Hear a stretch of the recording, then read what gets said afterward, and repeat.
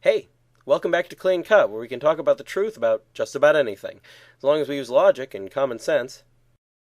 This season, we're looking at the miracles of Jesus to see what they can tell us about God and his promises to the faithful.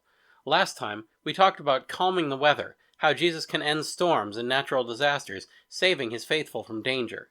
Today, multiplying food. Jesus actually did this multiple different times, and there's lots of Bible verses devoted to it, since it's mentioned in all four Gospels. We won't be examining all of those verses, just the main facts surrounding these events. And when it was evening, his disciples came to him, saying, "This is a desert place, and the hour is now past. Send away the multitudes, that going into the towns they may buy themselves victuals." But Jesus said to them, "They have no need to go. Give you them to eat." Matthew 14:15-16. First is the feeding of the 5,000. The disciples suggest sending the crowd home for dinner, but Jesus says they should feed the crowd instead. They answered him, "We have not here but 5 loaves and 2 fishes." He said to them, "Bring them hither to me." Matthew 14:17-18. And he saith to them, "How many loaves have you? Go and see." And when they knew, they say, 5, and 2 fishes. Mark 6:38. But he said to them, "Give you them to eat."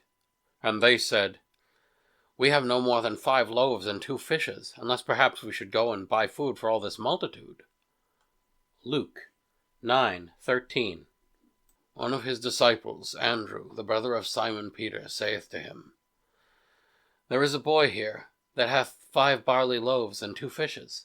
But what are these among so many?" John 6:8-9. I'm including these verses in the video for a reason. That boy is a real trooper. He let them have the food he'd brought and wasn't even named by Andrew. If it weren't for St. John writing this, we wouldn't even know he existed. John probably had no idea who he was, so I guess we should be grateful we know as much about him as we do. And when he had commanded the multitudes to sit down upon the grass, he took the 5 loaves and the 2 fishes, and looking up to heaven, he blessed and brake, and gave the loaves to his disciples, and the disciples to the multitudes. Matthew 14:19. Matthew, Mark, and John all mention grass that the people sat on, which isn't too common in that region. There's no sleight of hand here, though. Jesus blesses the bread, breaks it, and passes it around. None of the readings mention that the people noticed anything strange about the bread as they ate, and yet they could continually pass around this seemingly limited amount of bread and fish, and they didn't run out.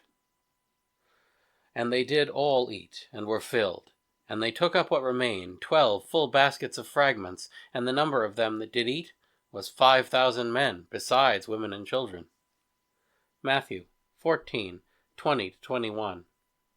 These verses only explain that 5,000 men, and women and children too, all ate as much as they wanted to, and that there was plenty left when they were done, enough to fill 12 whole baskets. This same kind of miracle would be performed again later. And he asked them, "How many loaves have ye?" Who said, 7. And taking the 7 loaves, giving thanks, he broke, and gave to his disciples for to set before them, and they set them before the people. And they had a few little fishes, and he blessed them, and commanded them to be set before them. And they did eat, and were filled. And they took up that which was left of the fragments, 7 baskets. And they that had eaten were about 4,000, and he sent them away. Mark 8:5-9. Here, more food is being used to feed fewer people, but not as much is left over, 7 baskets. The number of baskets diminishes with the number of people being fed. I think this may be a sign by Jesus that the more people who are given the gifts of God, the more of those gifts will be left over in the end. Normally, this isn't the case with food, only messages, ideas, moods, behaviors, and the like. However, God is giving this message to the people in a way they can understand, a way that relates to their more obvious, animal-like needs and desires.